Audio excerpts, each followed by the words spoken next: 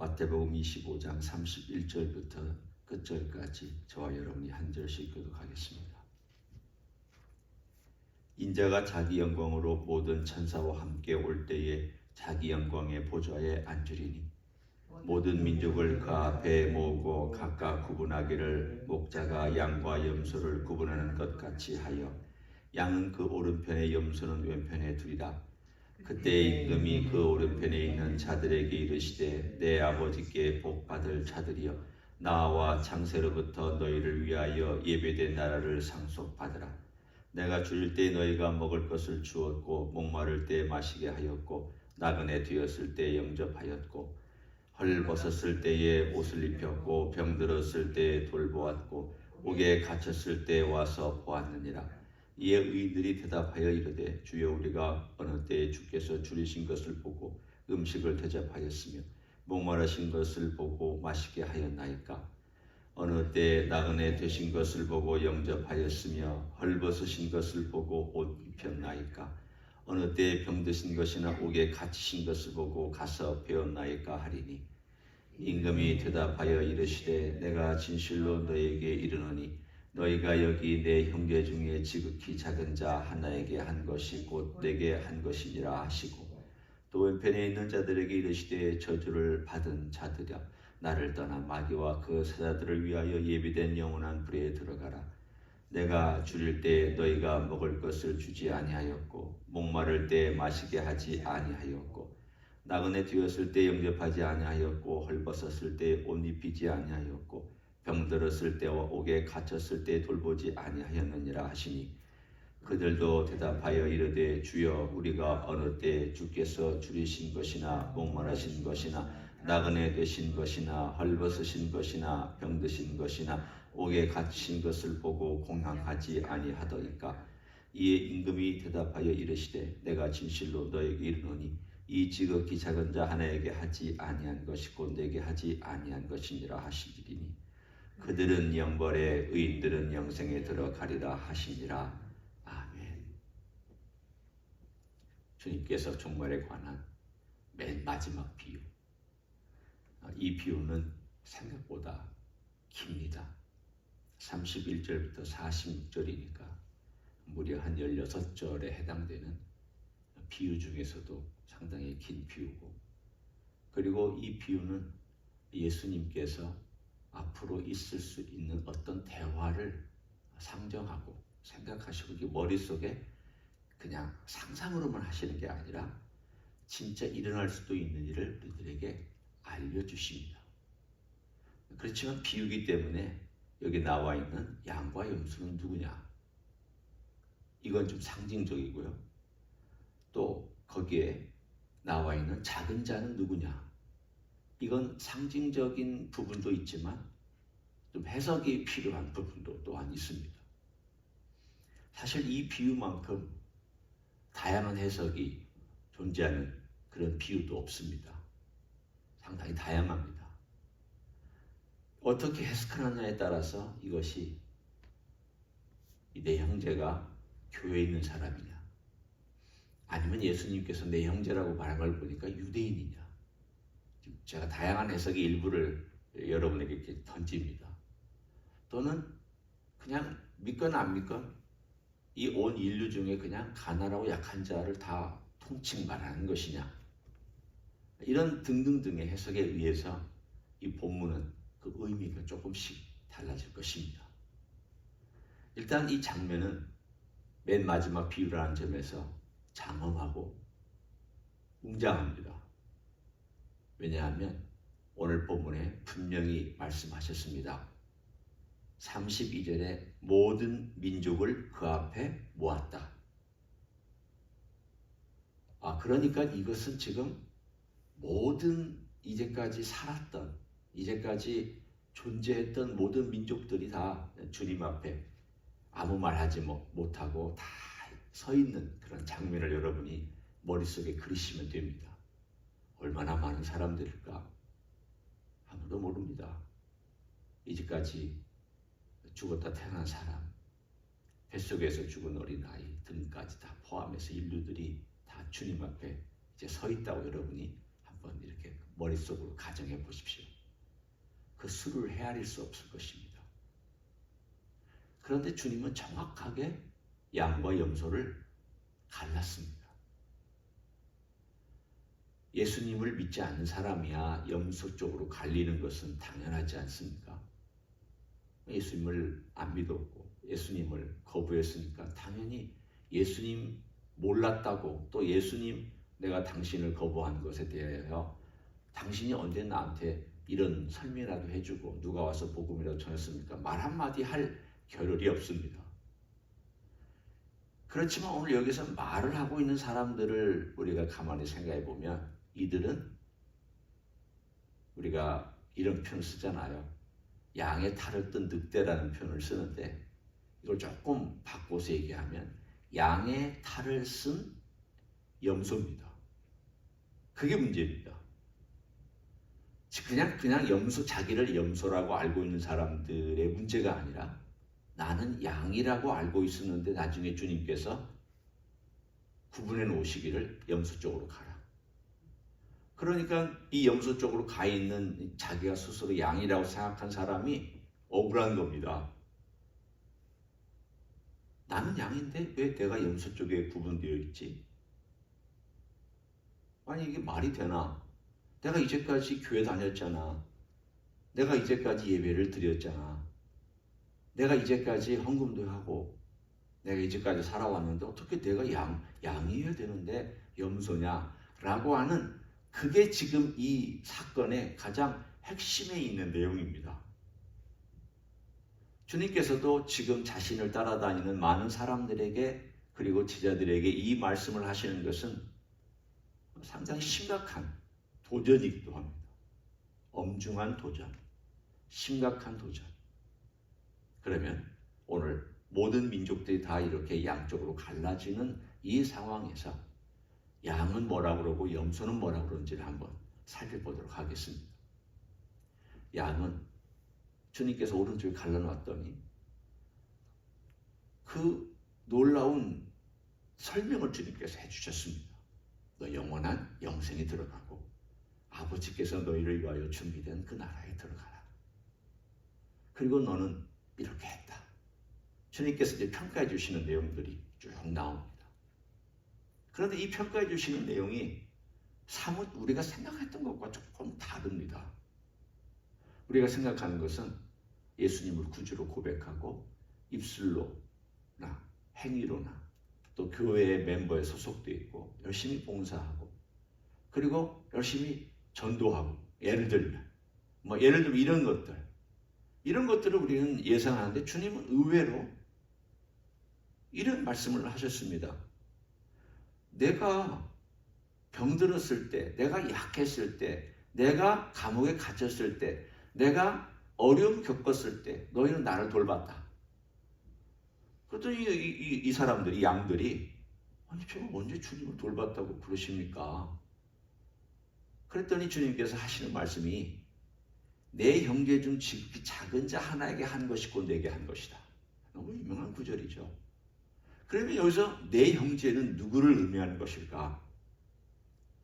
저는 이 형제라는 요 단어를 일반 사람들을 포함하는 것 같지는 않습니다. 여기서 내 형제라고 하는 것은 그리스도 안에 있었던, 내가 내 형제라고 부를 수 있었던 교회 안에 있는 사람들, 또는 믿는 사람들, 혹은 가난한 나라에 살고 있는 그리스도인들, 지금 꼭 한 교회만을 제가 얘기하는 게 아닙니다. 교회 안, 교회 밖에 있지만은 참 어려운 나라, 예를 들면 북한에 있는 우리의 믿음의 형제들, 아프리카의 모잠비크나 우간다나 이런 데 있는 우리 믿음의 형제들, 또는 남미에 있는 믿음의 형제들, 혹은 내 가까이 있는 어떤 믿음의 형제들, 이런 사람들에 대해서 가장 가까이에서 돌볼 수 있는, 멀리 있는 사람들뿐만 아니라 가장 가까이서 돌볼 수 있는 그런 사람들에 대하여 네가 어떻게 살았느냐, 어떤 관계를 맺고 살았느냐 라는 점에 주님께서 초점을 맞추고 그것에 말씀을 나누고 있습니다. 그럼 염소는 어떤 행위를 했길래 주님은 염소라고 말씀하셨고, 양은 어떤 행위를 했길래 양이라고 말씀을 하셨는가? 염소는 가장 힘들고 어려운 사람이 있을 때 그 사람들에 별로 관심이 없었습니다. 어디에 관심이 있었는가 하면 잘난 사람, 똑똑한 사람, 성공한 사람, 부유한 사람, 그리고 영향력 있는 사람, 자기에게 이득이 될 만한 사람들과 같이 어울렸고 거기서 시간을 많이 보냈습니다. 그리고 초라한 사람, 냄새나는 사람, 병든 사람, 별 볼 일 없는 사람은 가까이 하지 않았습니다. 그러니까 쉽게 얘기하면 입김 센 사람과 보이기에 괜찮아 보이는 사람들과 시간을 많이 보내고 거기에 자기의 삶을 들였던 사람들, 또 양은 그런 사람들보다 정말 힘들고 어렵고 병들고 교회 안에서나 혹은 어떤 삶을 살아갈 때 어려워하는, 예수 믿는 것 때문에 핍박받는 사람들, 혹은 형제들이지만 정말 어려움을 겪고 상처받고 곤고하고 눈물 흘리고 어떤 이유든지 간에 그것이 그 사람의 잘못이든 혹은 사회의 제도건 다른 어떤 문제든 간에 하여간 상처받고 어려워하는 사람에게 마음이 늘 쓰여서 그 사람을 향하여 관심을 기울였던 사람, 그 사람에게 자기 시간을 내고 물질을 내고 몸을 내고 자기 재능을 바치고 자기의 삶을 드렸던 사람, 그러니까 이 사람의 삶은 그게 자연스러웠습니다. 내가 예수님을 섬긴다 이런 광고도 하지 아니하였고, 나 예수님의 이름으로 너희들을 섬긴다 이런 마음도 없었고, 그냥 그게 자연스러웠어. 왜냐하면 내가 주님의 은혜를 받았기 때문에, 내가 주님의 사랑을 받았기 때문에 내가 돌봐야 되겠다 라는 그 마음으로, 그 애달는 마음으로 그냥 자연스럽게 섬겨준 것뿐입니다. 찾아가서 도와준 것뿐입니다. 광고된 것도 없습니다. 주님 말씀처럼 오른손이 하는 일 왼손이 몰랐고 왼손이 하는 일 오른손이 모르게 그렇게 정말 마음을 다해서 자연스럽게 사랑받은 사람으로 사랑을 나눠줬습니다.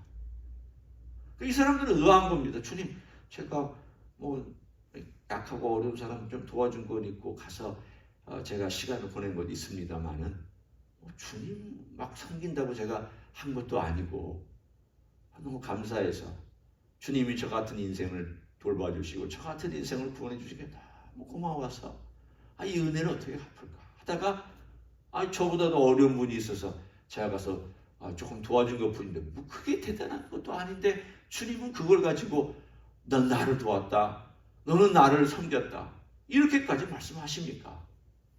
그러니까 의인은 오한이 벙벙한 겁니다. 내가 한 게 별것도 아닌 것 같은데 어떻게 주님은 그것을 이렇게 귀하다고 여겨주시는가? 잘 이해가 안 되고, 한편으로는 내가 주님을 위해서 그게 한 것도 아닌데 주님은 그렇게 봐주십니까? 라고 오히려 역으로 그렇게 대답하는 사람들, 그게 진짜 양입니다.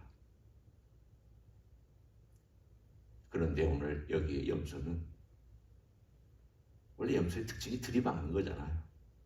뿔이 있는데 그 뿔을 가지고 염소는 부지런히 들이박더라고요. 옛날 시골에 가면 염소의 특징 중에 하나가, 염소 끌고 갈 때 그 소년도도 이렇게 옆에서 보면 나중에 방목하기 위해서 끌고 가면 염소 다치지 않도록 조심하라고. 염소 늘 하여튼 뭐만 보면 받으려고 하니까 아마 그 특징이 좀 있지 않나 싶어요. 자기 삶에 자기 중심이었습니다. 자기 원하는 거 살았고 자기가 원하는 대로 누렸고 자기가 원하는 대로 이 땅 위에서 예수님의 고생에 가신 길, 예수님의 가셔야 했던 그 좁은 길, 좁은 문 따라 좁은 길, 힘들고 어려운 길을 자기 자신을 죽이면서까지도 때로는 내가 나만을 위해 살아서는 안 되지. 그러니까 우리의 삶에 그런 것 같이 저에게 여겨집니다. 이 좁은 문 좁은 길로 간 사람, 나를 위해 사는 삶이 아닌데 자꾸 왜 나를 위해 살려고 그럴까? 아니야. 우리 주님을 따라가는 길은 나를 위해 사는 삶이 아니라 우리 주님을 위해 사는 삶이고 형제를 위해 사는 삶이잖아. 그럼 내가 주님을 위해 사는 삶이 형제를 위해 사는 삶이라고 이퀄이 된다면 내가 어떻게 하여야 나는 죽고 형제를 위해 살아갈 수 있을까? 이걸 고민하는 사람이 좁으면 좁은 길로 걸어가는 사람입니다. 그러니까 이거 고민하는 사람은 주장을 앞세우다가도 아니 이건 아닌데 내가 뭐 잘못하고 있는 것 같아 라고 생각합니다. 어떤 문제가 생겨서 그것 때문에 또 뭐 갈등도 생길 수도 있지만 이거 내가 너무 과했지. 내가 너무 이 문제에 대해서 나섰어. 이건 내가 죽은 게 아니고 내가 살았던 것이지. 그리고 주님 앞에 와서 주님 제가 너무 나섰습니다. 잘못했습니다. 제가 죽지 못해서 그랬습니다. 용서해 주십시오. 그리고 다시 주님의 그 죽음에 이르는 길을 주님 앞에서 자기 자아가 죽어가는 그거를 자기가 선택해 보려고 애쓰는 사람. 그러면서 그런 마음을 갖다 보니까 주님의 마음이 자기 안에 들어오기 시작하고 주님의 마음이 들어오기 시작하면 은혜가 채워지고 은혜가 채워지면 당연히 상처받고 어려워하고 힘든 사람을 돌본 마음이 생기고 그러니 그것이 또 행동으로 드러나고 이것이 양이 가지고 있는 삶의 특징입니다.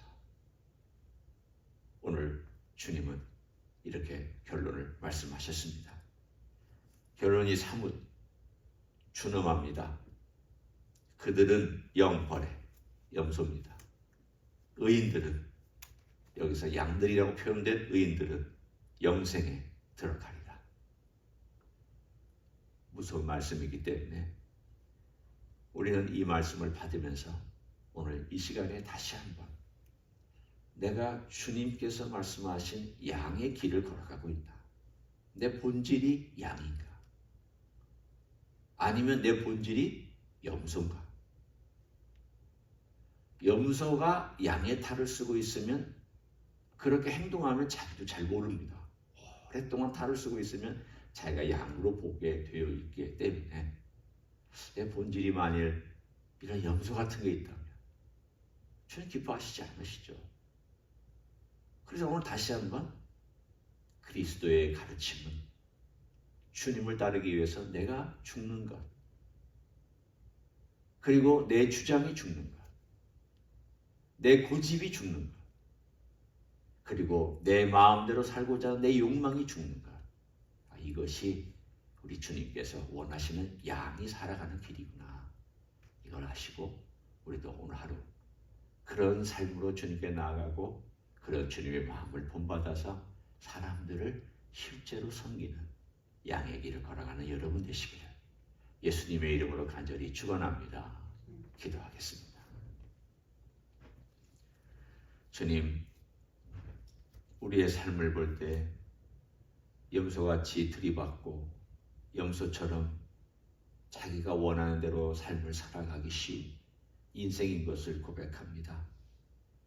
좁은 문 좁은 길로 가기보다는 편안하고 널찍한 넓은 문 넓은 길로 걸어가면서 자기가 즐기고 싶어하는 것들은 다 즐기고 자기가 누리고 싶어하는 것들을 누리고 싶어하는 것이 우리가 가지고 있는 삶의 유혹입니다.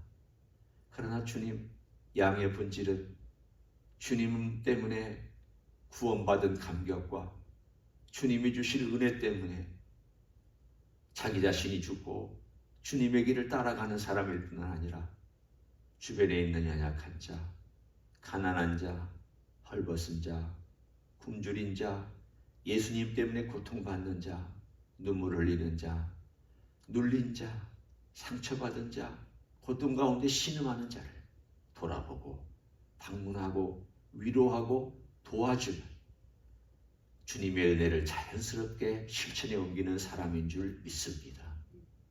우리 마음이 주님의 은혜로 채워져서 이런 양과 같은 실천의 삶을 자연스럽게 살아갈 수 있는 우리 모두가 될 수 있도록 축복하여 주시옵소서. 이제는 우리 구주 예수 그리스도의 은혜와 하나님 아버지의 극진하신 사랑과 성령의 교통하심이 오늘도 우리 주님께서 주신 그 길, 양의 길을 따라 우리 주님의 길을 따라 걸어가기를 소원하고 실천하기를 소원하는 이 자리에 참여한 모든 종들 위에와 주임지 히스교회 위에와 이민교회들과 한국교회들과 선교사님들 위해 이제로부터 영원히 함께 하실지어다. 아멘.